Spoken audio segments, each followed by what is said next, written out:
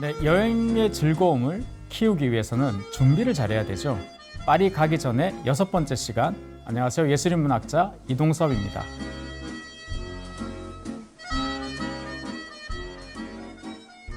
오늘은 파리 지도를 한번 펼쳐놓고 보시면 저희가 지금까지 주로 중간을 기준으로 이 오른쪽을 주로 여행을 했습니다. 오늘은 여기서부터 약간 왼쪽 편 에펠탑과 앵발리드가 있는 곳입니다. 여기는 한마디로 하면 어쩌면 영원히 변치 않을 프랑스의 상징과도 같다 이렇게 말씀드릴 수 있는데요.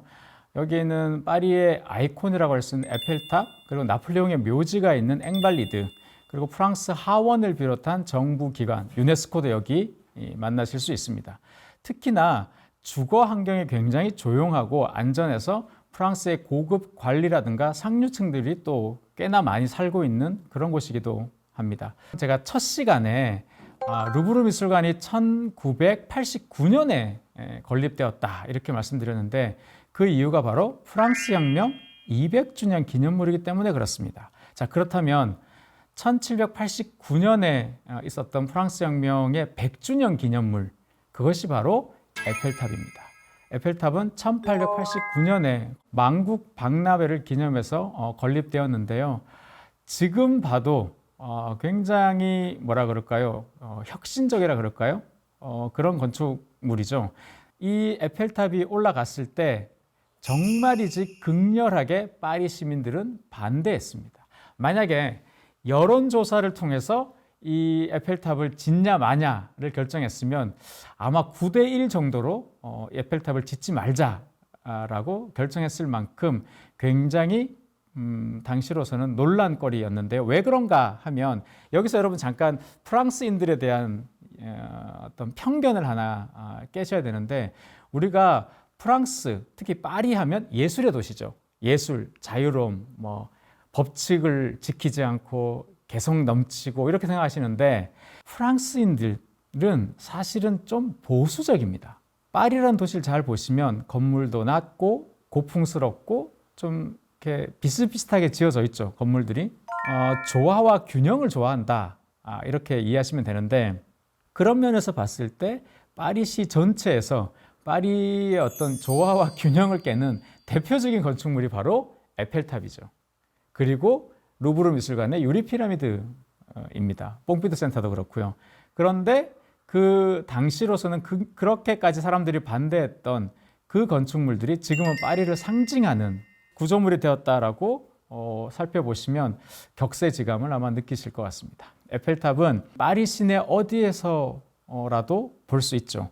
작은 골목길 틈 사이에서도 보이고 몽파르나스 타워에서도 보이고 노틀담 대성당에 올라가시면 그곳에서도 역시 보이십니다. 하지만 에펠탑이 보이지 않는 유일한 곳이 에펠탑이죠. 당시에 에펠탑 건립을 반대했던 많은 사람들은 에펠탑을 꼴보기 싫어서 에펠탑에 와서 맨날 점심을 먹었다, 이런, 어떤 사람은 모파상이라고도 하고 어떤 사람은 콜레트라고도 하는데요. 어쨌든 그런 사람이 있을 정도였습니다. 그런 흉물스러운 구조물이었던 이 에펠탑이 원래는 한시적으로 지어졌다가 원래는 이제 해체하려고 했어요. 그런데 해체하려고 드니까 이 구스타브 에펠이 생각하기에는 너무 아까운 거죠. 너무 아까우니까 이것을 어떤 용도로 쓰임이 있다라고 당시 이제 프랑스 정부를 설득했습니다. 무슨 쓸모가 있다고 어필했을까요? 높으니까 뭐예요? 송신탑의 기능이었습니다.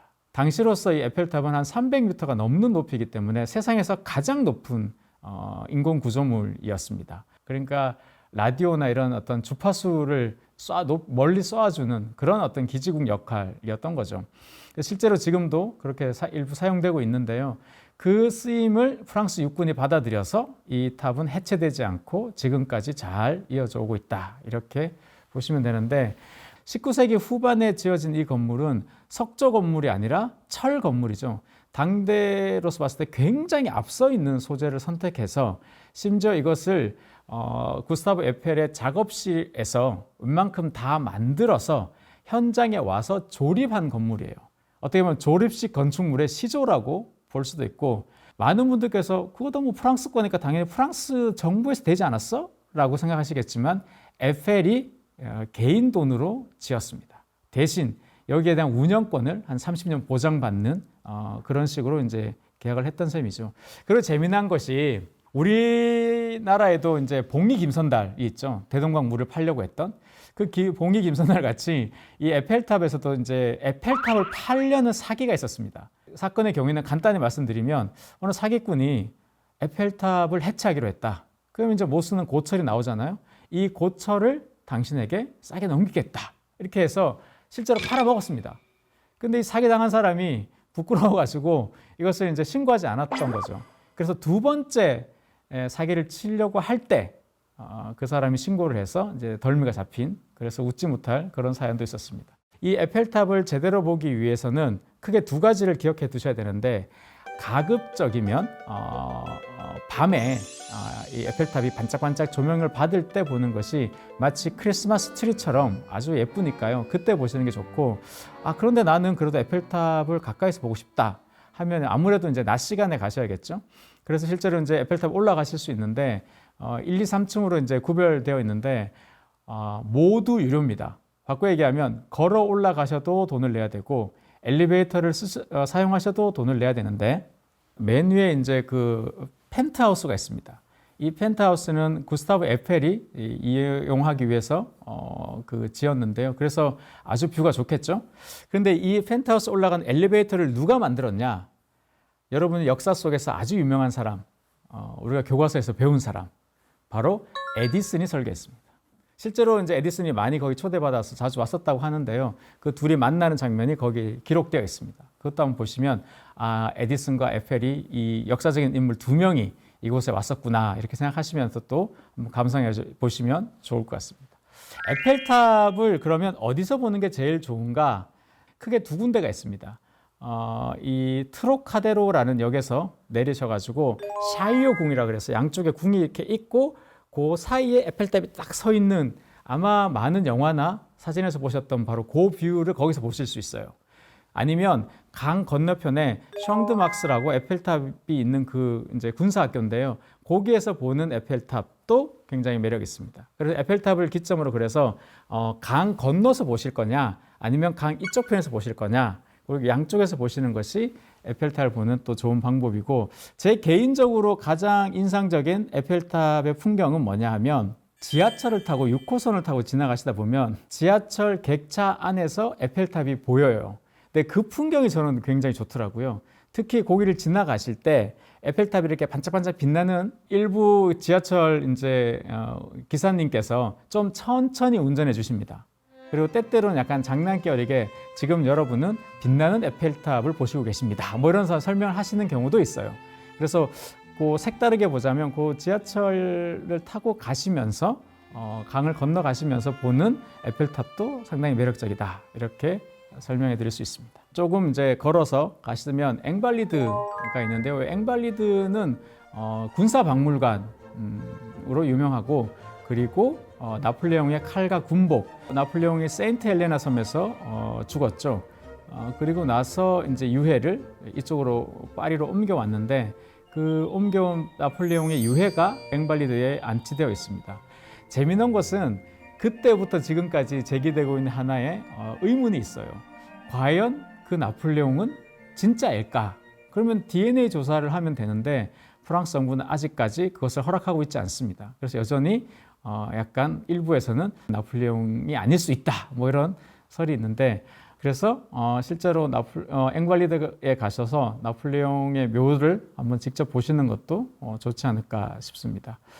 나폴레옹이 했던 말 가운데서 내가 깊이 사랑한 프랑스 국민에게 둘러싸여 센강에서 쉬고 싶다, 이 말에 부합하는 위치이기도 하죠.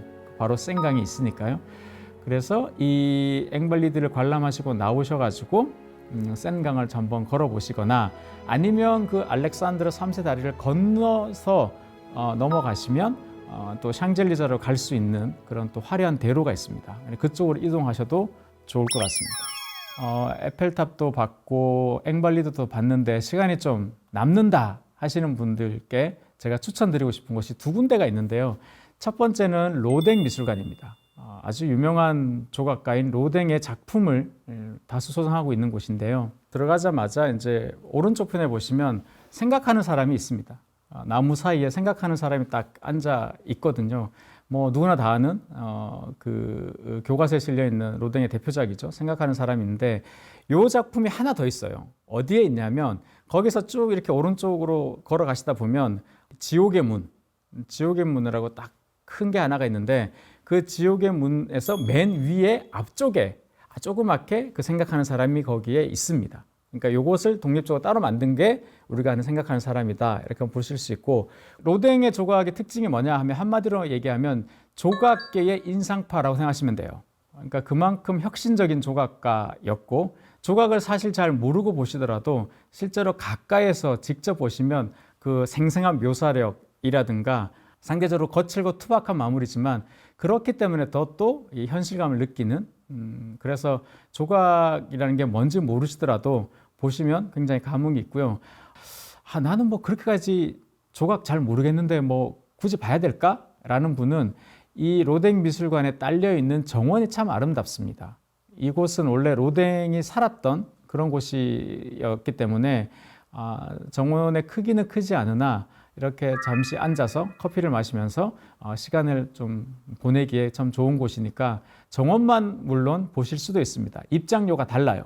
그래서 정원 입장료만 내시고 들어가셔도 좋고, 나는 이 지역이 이런 프랑스의 좀 상류층도 좀 살고 좋은 볼거리도 있다고 하는데 난 그런 데 가고 싶다 하면 휘드 유니백스테라는 길이 있습니다. 그러니까 대학로이죠. 유니버시티 길이 있는데 그 길을 따라서 쭉 다니시면 돼요. 다니시면서 양쪽을 이렇게 보시면 꽤 괜찮은 그런 곳들을 아울러 살펴볼 수 있습니다.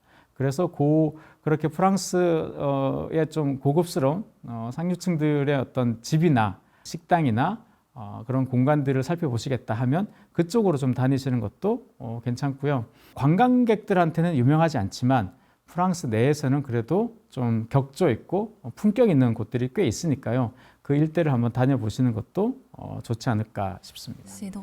그래서 오늘은 에펠탑과 앵발리드 그리고 로댕 미술관 등을 함께 살펴봤습니다.